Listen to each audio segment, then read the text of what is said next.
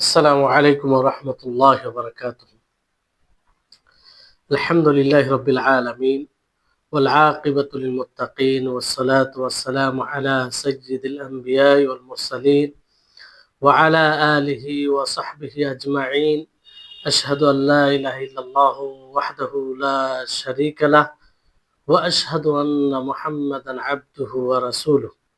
أما بعد، رب اشرح لي صدري ويسر لي أمري واحلل عقدة من لساني يفقهوا قولي রব্বি জিদনি ইলমা রব্বি জিদনি ইলমা। সম্মানিত দর্শকবৃন্দ, আল্লাহ তাবারক ওয়া তাআলার অশেষ কৃপা দয়া যে তিনি আমাদেরকে সুস্থ রেখেছেন, ভালো রেখেছেন, ফলে আপনাদের সম্মুখে কিছু বলার শক্তি পেয়েছি। এই ভিডিওতে সময়ের দাবি অনুযায়ী এক বিশেষ বিষয়ে কথা বলবো, যেটা সম্পর্কে আমাদের সকলকে জানা জরুরি। ফলে সকলকে অনুরোধ করব যে আপনারা মনোযোগ দিয়ে শুনবেন। বিষয়টি হচ্ছে, শীতকালে নামাজ কেন্দ্রিক যে ভুলগুলো আমাদের মাঝে হয়ে থাকে সেগুলো নিয়ে কথা বলবো। এই শীতকাল অবশ্যই একটি আল্লাহ তাবারক ওয়া তাআলা সৃষ্টির মধ্যে একটি সৃষ্টি। তো এই শীতকালে যেটা আমরা সবচেয়ে বড় ভুল করে ফেলি সেটা হচ্ছে অজু। অজু করতে গিয়ে আমরা বড় ধরনের ভুল করে ফেলি। অজুতে আমরা স্বাভাবিকভাবে সবসময় অজু করি, কিন্তু শীতকালে অজুর ব্যাপারে অবহেলা আমাদের মধ্যে বেশি দেখা দেয়, কিংবা গুরুত্ব সতর্কতা কম দেখা দেয়। শীতকালে উজু করতে গিয়ে অনেক সময় আমরা অবহেলার কারণে এমন ভাবে উজু করি যে উজুতে যে পার্টগুলো, যে অংশগুলো ধৌত করা হয় সেটা পুরোপুরি ধৌত করা হয় না। ফলে আমাদের উজু হয় না, আর উজু না হওয়ার কারণে আমাদের নামাজ হয় না। এটা কত বড় ভুল! গরমের সময় যেহেতু পানি আমাদের নিকটে তখন প্রিয় থাকে, পানি স্পর্শ করতে, পানি শরীরে মানে দিতে ভালো লাগে, কিন্তু শীতকালে তার বিপরীত, পানি পানি স্পর্শ করতে কষ্ট হয়। তো এই কারণে উজু করতে গিয়ে অবহেলা দেখা দেয়। শীতকালে দেখবেন অনেক সময় উজু করতে গিয়ে পানি সহজে পৌঁছায় না। এই যে শরীরের ত্বক রয়েছে, চামড়া রয়েছে, এর সব সহজে সব জায়গায় পানি পৌঁছায় না। ফলে আপনাকে উজু করতে গিয়ে প্রতিটা অংশ, অজু যখন আপনি ধৌত করবেন, হাত, চেহারা, মুখমণ্ডল এবং পা, তখন আপনাকে পানি দেওয়ার সাথে সাথে ভালো করে ডলে নিতে হবে। ভালো করে ডলে নিতে হবে যাতে পানি সমস্ত জায়গায় পৌঁছে যায়। এই ভুলটা হয়, একটা মারাত্মক ভুল, যে ভুলের কারণে আমাদের নামাজ বাতিল হয়ে যায়। যে আমরা তাড়াহুড়া করে উজু করি, আর যেহেতু একদম প্রবল শীত যখন থাকে, বেশি ঠান্ডা পড়ে, তখন ঠান্ডা পানি হলে খুব কষ্ট হয়। তো পানিটা কোনো রকম নিয়ে আমরা সে জায়গায় দিই, কিন্তু ওইভাবে আমরা দিই না। ফলে সব জায়গায় পানি পৌঁছায় না, আর এইভাবে আমাদের উজু হয় না। সম্মানিত দর্শকবৃন্দ, তো এই ব্যাপারে আমরা সতর্ক হব, সঠিক মতো আমরা উজু করব। দ্বিতীয় বিষয় হচ্ছে, শীতকালে দেখবেন অনেকে উজু করতে গিয়ে, যেহেতু শীত যখন হয়, প্রবল শীত হয়, মানুষ অনেক পোশাক পরে থাকে, শরীরে লাগা পোশাক, টাইট পোশাক থাকে ভিতরে। তো উজু করতে গিয়ে ধরেন হাতে যে পোশাকটা লেগে থাকে সেটা উঠাতে হয়।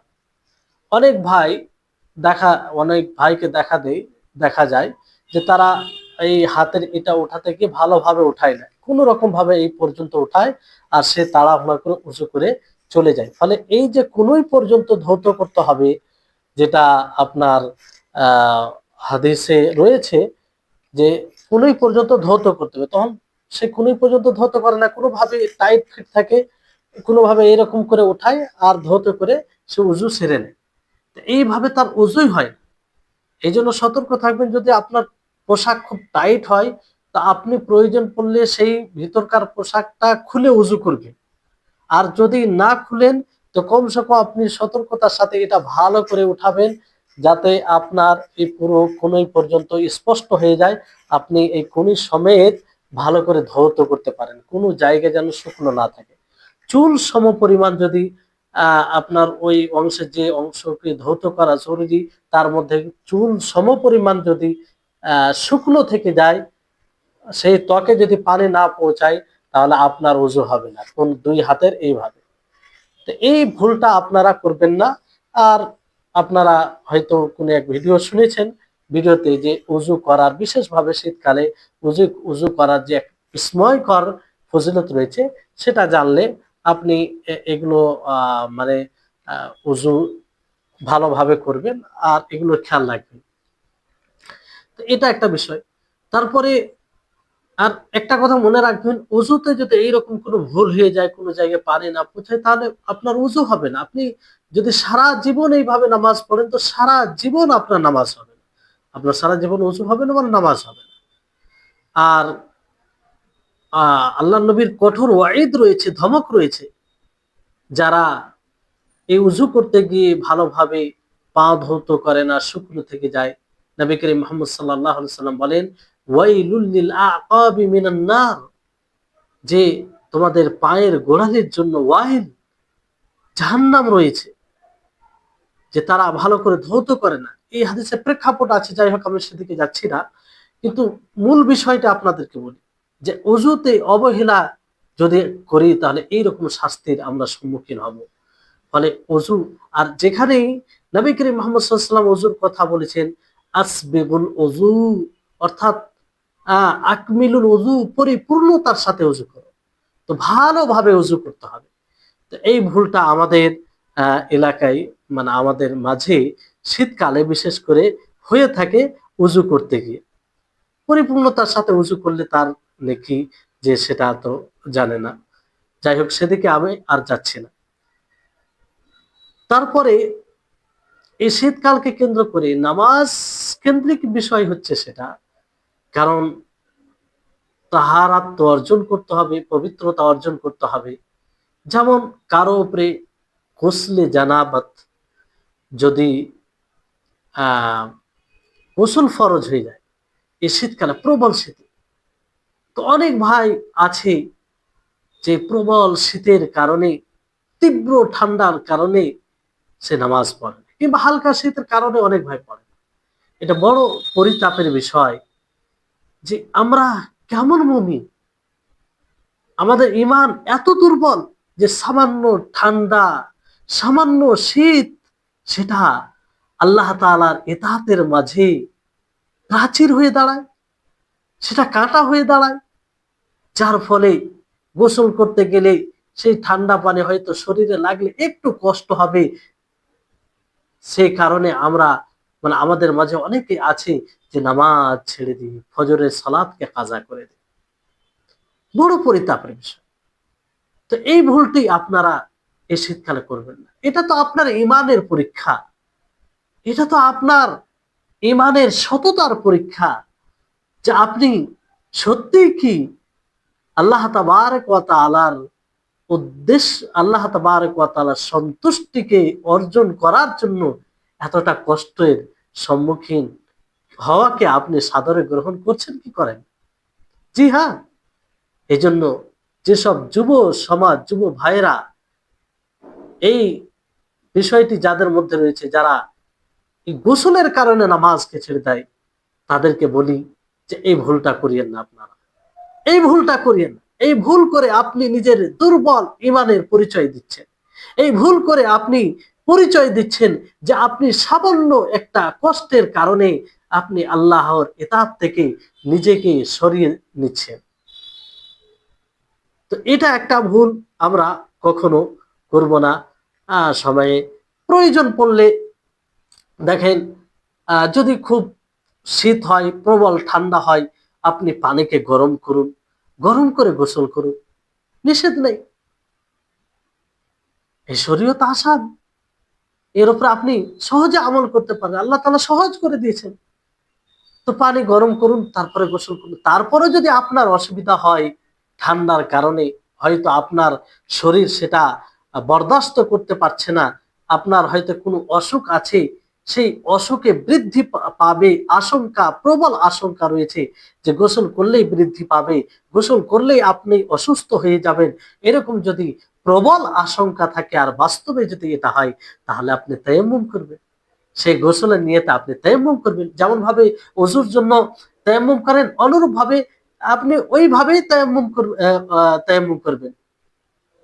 শুধু নিয়ত আপনার গোসলের জন্য আপনি তায়াম্মুম করছেন, পবিত্রতা গোসল থেকে।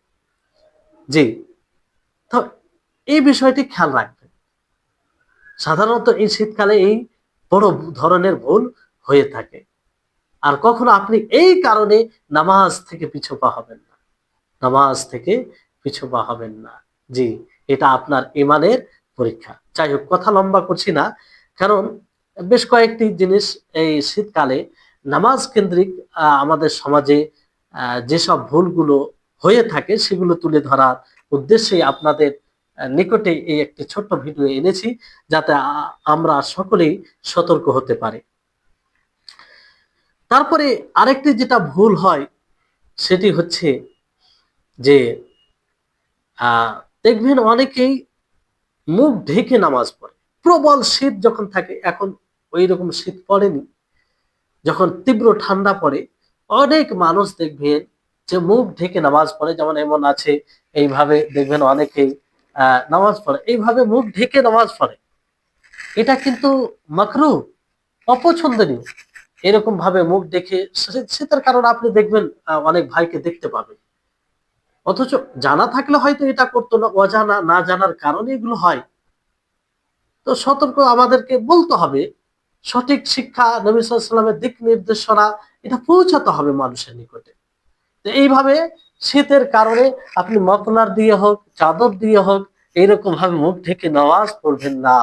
এতে আপনার নামাজ দুর্বল হবে। মানে অপছন্দনীয় কাজ করতে গেলে নামাজ স্বাভাবিকভাবে আপনার অপছন্দনীয় সেটা হবে, তো তা থেকে বিরত থাকতে হবে।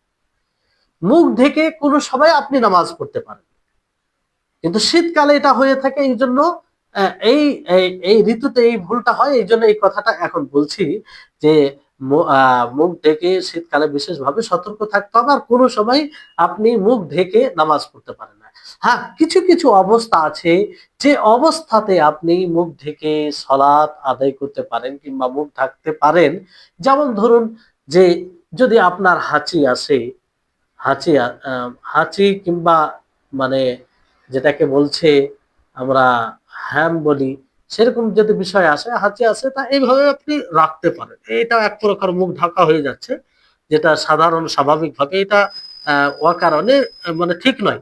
তো এইভাবে আপনি হাত রাখতে পারেন, কিংবা আপনি সে সাময়িকভাবে এরকম ভাবে আপনি হাত রেখে মানে ছেঁকতে পারেন, কিংবা আহ মানে ছেঁকতে পারেন।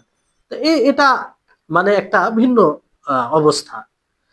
অনুরূপভাবে ধরেন এমন কোনো অসুস্থতা মানে রোগ রয়েছে যেটা হয়তো ছড়াচ্ছে, কিংবা সংক্রমণ রোগ এরকম যদি হয়, তাহলে ওই অবস্থায় আপনি মুখ ঢেকে নামাজ পড়তে পারেন, যদি মুখ ঢেকে নামাজ না পড়াতে অন্য কারো ক্ষতির আশঙ্কা থাকে।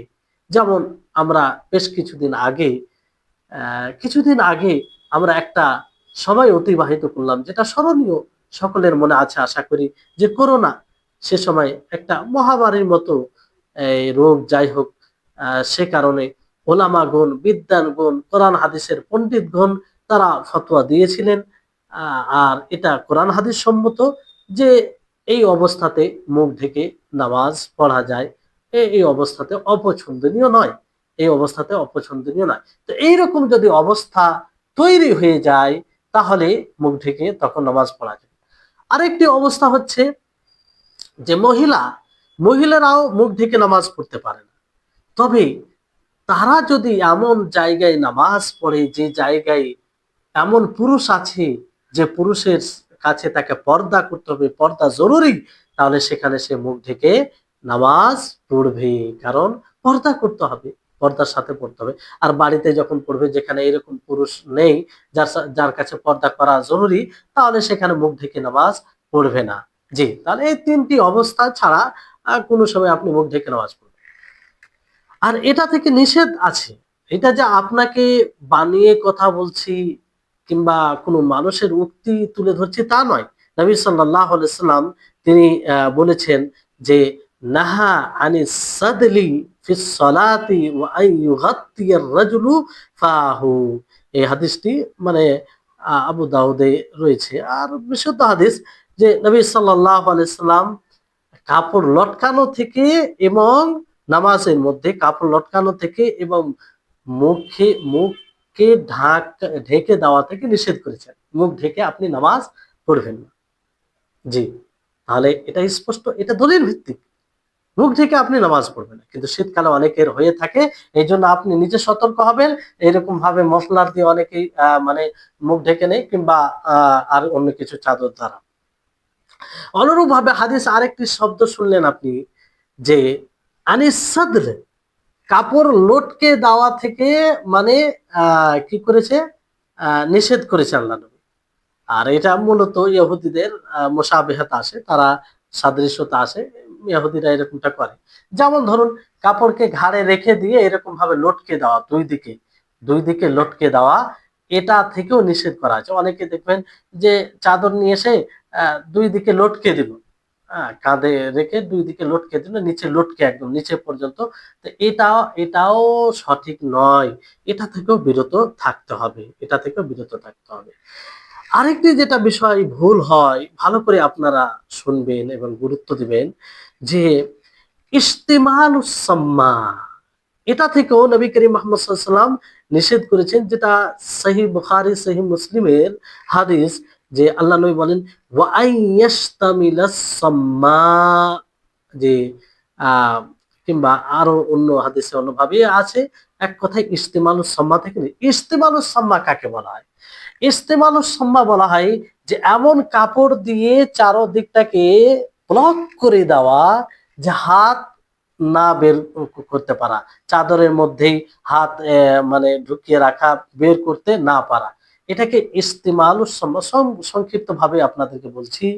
তো শীতকালে হয়, আপনি আশা করি বুঝতে পারছেন, অনেকে দেখবেন চাদর মানে চারদিক থেকে এমন ভাবে গায়ে দিয়ে আসে, প্রবল যখন শীত পড়ে, তীব্র ঠান্ডা, তখন চাদর গায়ে দিয়ে আসে। তো ফলে কি হয়, চারদিকটা ব্লক হয়ে যায়, নিচে পর্যন্ত সেটা থাকে। তো হাত সে বের করে না, ভেতর থেকেই রফুল ইয়াদাইন বলেন, ভেতর থেকেই নড়াচড়া করে, হাত দেখা দেয় না। তো এটা ইস্তেমালুস সাম্মার অন্তর্ভুক্ত হবে, যা থেকে নবী করিম মুহাম্মদ সাল্লাল্লাহু আলাইহি ওয়াসাল্লাম নিষেধ করেছেন। অথচ এই ভুলটা একদম ব্যাপকভাবে হয় আমাদের সমাজে, মুসাল্লিগণের মাঝে, মুসাল্লি ভাইদের মাঝে। এই জন্য আপনাদেরকে অনুরোধ করব যে আপনারা সতর্ক হন, এবং ভাইদেরকে যারা আমাদের আশেপাশে না জানার কারণে তারা এই ভুলটি করছে তাদেরকে সতর্ক করবেন।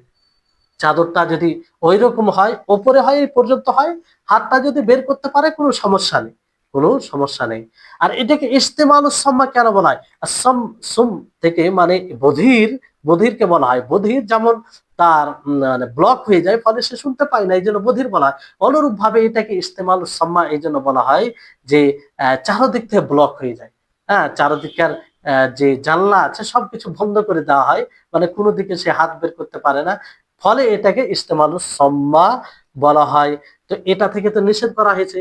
তো আমাদের সমাজে এই ধরনের ভুল কতটা হয় আপনি হয়তো জানেন। শীতকালে বেশ হয়, প্রায় বয়স্ক মানুষ বলে নয়, যুব যুবক যুবককেও দেখা দেয়, যখন প্রবল শীত পড়ে সেই রকম চাদর গায়ে দিয়ে আসে। তো চাদর গায়ে দিতে এটা নিষেধ করা হচ্ছে না, তবে চাদর গায়ে দিলে এই পর্যন্ত থাকবে, কিংবা এই পর্যন্ত থাকবে, কিংবা হাতটা যেন বের করতে পারে এরকম প্রশস্ত থাকবে, অসুবিধা যেন না হয়, অসুবিধা যেন না হয়। যদি অসুবিধা বোধ করে হাত বের করতে, তাহলে এটা সঠিক না। যদিও বের করা যায়, কিন্তু যদি অসুবিধা বোধ করে, যেমন ধরেন যে রাফুল আল্লাহু আকবার, এটা উঠাতে গিয়ে একটু তাকাল্লুফ করতে হচ্ছে, কষ্ট করতে হচ্ছে, বিশেষভাবে তার প্রতি মনোযোগী হতে হচ্ছে, তাহলে কিন্তু এটা আপত্তিকর বিষয় হবে। কারণ তখন আপনাকে নামাজে মনোযোগী থেকে আপনাকে এই দিকে মনোযোগী, নামাজের মনোযোগী এইদিকে আপনাকে নিয়ে চলে আসবে। বুঝতে পেরেছেন? খুব সহজ সরল ভাবে যদি আপনি হাত উঠাতে পারেন, অ্যাক্টিভিটি আপনার সবকিছু ঠিক থাকে, তো কোনো সমস্যা নেই। যদি আপনার অসুবিধা বোধ মনে হয়, তাকাল্লুফ মানে বিশেষভাবে তার জন্য একটু কষ্ট করতে হয়, তখন কিন্তু এটা মানে ঠিক হবে না, আপনাকে তা থেকে দূরে থাকতে হবে। জি। আর সম্ভব বেঁচে থাকবেন, বিষয়টা হচ্ছে যে ওই ওই রকম ঠান্ডা হলে মসজিদের ভিতরে যদি থাকেন, তো আপনি ওই রকম কাপড় পরবেন, চাদর ওই রকম ভাবে না দিয়ে আপনি নামাজটা কমসে কম ওইভাবে পড়বেন, কারণ ওতে অসুবিধা হয়। বিশেষ চাদর গায়ে দিলে হাতটা বের করা যায় না সহজে, আর বের করতে গেলেও অনেক কষ্ট করে বের করতে হয়, ওর জন্য তাকাল্লুফ বিশেষভাবে কষ্ট করে করা হয়। এটা স্বাভাবিক বিষয়, আপনারা বুঝতে পারছেন। তো এই ভুলটা খুব আমাদের সমাজে হচ্ছে। এই জন্য আপনাদের সকলকে বলবো যে আপনারা নিজে সতর্ক হন, মানুষদেরকে সজাগ করুন। তারপরে আরেকটি বিষয়, যে নামাজ ছেড়ে দেওয়া বড় দুঃখ পরিতাপ হয়, যে এই ঋতু, এই শীতকাল, যেটা মুমিনদের বসন্তকাল বলা হয়েছে, যেটা মুমিনদের নিজের ইমানে সতেজতা, নিজের ইমানে মানে তীব্রতা, গতি নিয়ে আসার একটা কাল বলা যেতে পারে। যে শীতকালে, যে কালে নামাজ বেশি বেশি করে পড়া যায়, ওই শীতকালে কিছু মানুষ আছে, দুর্ভাগ্যের বিষয়, বড় পরিতাপের বিষয়, যে তারা এই শীতকালে, এই বসন্তকালে, যেটা মুমিনদের বসন্তকাল, সেই কালে দুটি নামাজকে অবহেলা করে। আল্লাহুল মুস্তাআন। দুটি নামাজকে অবহেলা করে। সেই দুটি নামাজ কি? একটি হচ্ছে ফজরের সালাত, আর একটি হচ্ছে আসরের সালাত। অথচ নবী করিম মুহাম্মদ সাল্লাল্লাহু আলাইহি ওয়াসাল্লাম বিশেষভাবে এই দুটি সালাতের ব্যাপারে কি বলেন? মান সাল্লাল বারদাইনি দাখালাল জান্নাহ। সুবহানাল্লাহ। যে ব্যক্তি দুই ঠান্ডার সালাত আদায় করবে, তথা ফজরের সালাত ও আসরের সালাত, সে জান্নাতে প্রবেশ করবে। আর এই হাদিসটি সব সময়ের জন্য প্রয়োগ, ফজর সালাত ও আসরের সালাতের জন্য। কারণ গ্রীষ্মকালেও দিনের মধ্যে ঠান্ডা কোন সালাত হয়? আসরের সালাত, দিনের মধ্যে। আর রাত্রের মধ্যে সবচেয়ে ঠান্ডা একটু মৌসুম, মানে যে আবহাওয়া একটু ঠান্ডা থাকে, মানে নরমাল থাকে, ও মানে তার পূর্বে একটু গরম থাকে, আর সবচেয়ে বেশি ঠান্ডা থাকে ফজরের সময়। আর শীতকালে তো এটা তো বলার কোনো প্রশ্নই জাগে না। শীতকালে দেখেন ফজরের সময় কিরকম ঠান্ডা থাকে, তীব্র ঠান্ডা মনে হয় না উঠতে, তারপরে উঠতে হয়। তারপরে আসরের সময় আরাম করার সময় সেই সময় একটু ঠান্ডা মনে হয়, আপনি দেখবেন, খেয়াল করবেন। তো এই দুটি নামাজের যে হেফাজত করবে, তার জন্য কি? জান্নাত। আর এই দুটি নামাজে কিছু যুবকদের মাঝে, কিছু মুসলিম ভাইয়ের মাঝে এই অবহেলা দেখা যায় এই দুটি নামাজ। তাহলে আমরা এই সব বিষয়কে বিশেষ অবস্থায় আমরা বিশেষভাবে ধ্যান দিয়ে আল্লাহ তাআলার সন্তুষ্টি লাভ করতে পারি। আমরা সবসময় এই দুটি নামাজের খেয়াল করব, কিন্তু যেহেতু আল্লাহ নবী মান সাল্লাল বারদাইনি বলা হয়েছে, তো শীতকালে বেশি আরো খেয়াল রাখবে। আচ্ছা, আল্লাহর নবী এই দুটি সালাতকে কেন বললেন? এর কয়েকটি কারণ হতে পারে। যে এই দুটি সালাতে যে হেফাজত করবে, সে জান্নাতে চলে যাবে। তার মানে কি এটা যে দুটি সালাত পড়লেই জান্নাতে চলে যাবে? এটা উদ্দেশ্য? জি না, এটা উদ্দেশ্য নয়। উদ্দেশ্য এটা নয়। কারণ এই দুটি নামাজ কষ্টের নামাজ। এই দুটি নামাজ পড়তে গেলে অনেক ত্যাগ স্বীকার করতে হয়। এই দুটি নামাজ পড়তে গেলে নফসের সাথে, প্রবৃত্তির সাথে মুজাহাদা করতে হয়, সংগ্রাম করতে হয়। এই দুটি নামাজ পড়তে গেলে অনেক ব্যস্ততাকে পরিহার করতে হয়। এই দুটি নামাজ পড়তে গেলে ঘুমকে, ঘুমের আরামকে, ঘুমের যে একটা মানে আরাম রয়েছে, প্রশান্তি রয়েছে, সেটাকে ত্যাগ করতে হয়। তো যদি কোনো ব্যক্তি এই দুটি নামাজের হেফাজত করে, এই দুটি নামাজের সংরক্ষণ করে, তো স্বাভাবিক বিষয় যে সে বাকি তিনটি নামাজের হেফাজত করবে, বাকি তিনটি নামাজের হেফাজত করবে।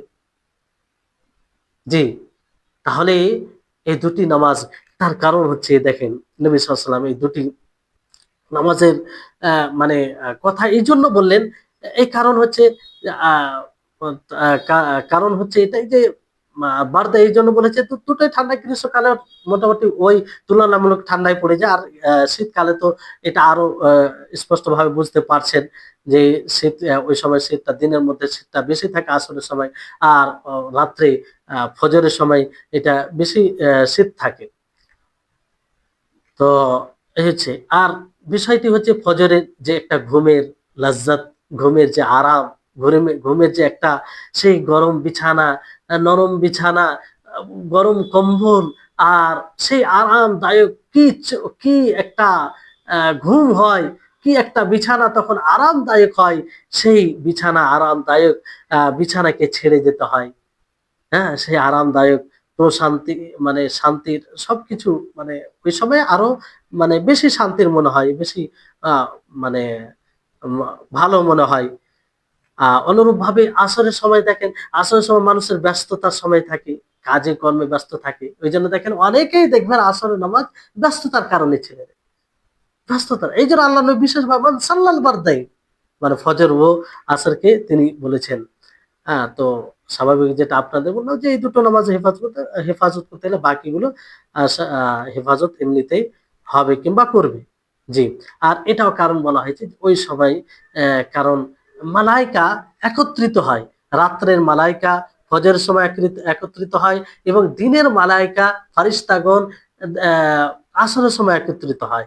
আর তারা পর্যবেক্ষণ দেখে, এবং তারা বান্দার আমল নিয়ে আল্লাহর দিকে উঠে আল্লাহ তাআলাকে খবর দেয় বান্দার অবস্থার ব্যাপারে, বান্দার অবস্থার ব্যাপারে। জি, তাহলে স্বাভাবিকভাবে যদি এই দুই নামাজের হেফাজত করে, তো তার আমলের যে উপস্থাপনটা সুন্দর হয়। আর এই জন্য আল্লাহ তাবারক ওয়া তাআলা বিশেষ ভাবে বলেছেন যে ওয়াসাব্বিহ বিহামদি রাব্বিকা ক্বাবলা তুলুইশ শামসি ওয়া ক্বাবলাল গুরুব, যে আপনি আপনার রবের হামদের সাথে পবিত্রতা বর্ণনা করুন সূর্য সূর্য তুলু হওয়ার আগে, সূর্য উদিত হওয়ার পূর্বে, এবং সূর্য অস্তমিত হওয়ার পূর্বে। সূর্য উদিত হওয়ার পূর্বে ফজর, আর সূর্য অস্তমিত হওয়ার পূর্বে আসরের সালাত, আসর। তো এই দুটো নামাজের হেফাজত করা বড়ই জিনিসের হেফাজত করা। সম্মানিত দর্শক বৃন্দ, আপনাদেরকে বললাম, কারণ স্বাভাবিকভাবে এগুলোর ভুল হয়ে থাকে। আর একটা, যেহেতু নামাজ পড়তে গিয়ে এই বিষয়টি খেয়াল রাখতে হয় যে মুজার মাসা, এর এই ভিডিওতে ওই ওই রকম মানে এর বিধিবিধান নিয়ে আলোচনা করছি না, কিন্তু একটু ইঙ্গিত করছি যে মুজার উপরে মাসা অবশ্যই আপনি করতে পারেন, এটা শরীয়তে ছাড়, শরীয়তে ছাড়।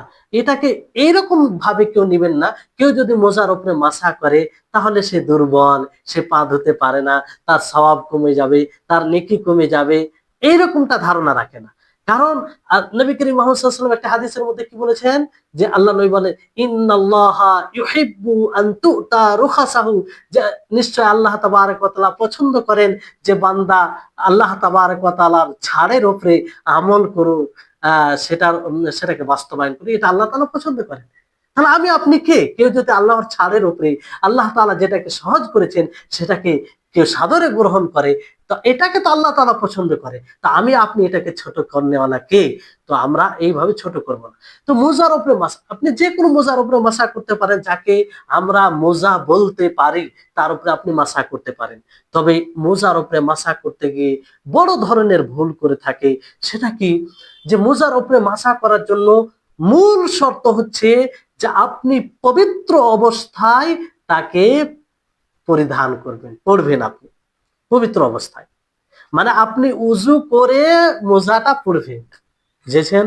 উজু করে মোজাটা পড়বেন, তারপরে আপনি মাসা করতে পারবেন। আর এখানে সময়টা আমরা খেয়াল রাখি না।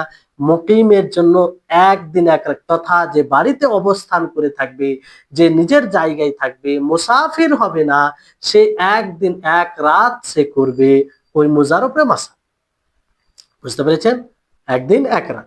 আর যে মুসাফির হবে, যে বাড়িতে অবস্থান করবে না, মুসাফির যাকে আমরা মুসাফির মুসাফির মনে করি, সেই রকম লোকগুলো কি করবে? 3 দিন 3 রাত, 3 দিন 3 রাত। আর মনে রাখবেন ভালো করে, যে মুজার উপরে মাসাহ করে যদি আপনি মুজাটা খুলে ফেলেন, তাহলে আপনার উযু ভঙ্গ হয়ে যাবে। তাহলে মূল শর্ত যেটা বললাম কি, সেটা হচ্ছে যে আপনি মুজা উজু করে পড়বেন, তাহলেই তার উপরে মাসা করতে পারবেন। যাই হোক, এর সাথে জড়িত অনেক কিছু বিষয় রয়েছে। ভিডিওটি যাতে ছোট হয়, যাতে আপনারা সকলে মনোযোগ দিয়ে শুনেন, অন্যদেরকে শেয়ার করবেন। আপনার দ্বারাতে কোনো ভাই যদি এই ভুলগুলো জানতে পারে এবং সেই ভুল থেকে ফিরে আসে, আল্লাহ বলছি, নবী সাল্লাল্লাহু আলাইহি সাল্লামের ভাষ্য অনুযায়ী আপনিও সেই নেকির অধিকারী হবেন। আপনার জন্য সেটা হুজ্জত হতে পারে কিয়ামতের মাঠে। এই জন্য এই ভিডিওটি শেয়ার করবেন, মানুষ যাতে শুনতে পারে, মানুষ যাতে সজাগ হয়। আর আমরা এই ছোট্ট একটি কাজের মাধ্যমে আল্লাহ তাআলার কাছে নেকির উপযুক্ত হতে পারি। আল্লাহ তাআলা আমাদের সকলকে তৌফিক দান করুন।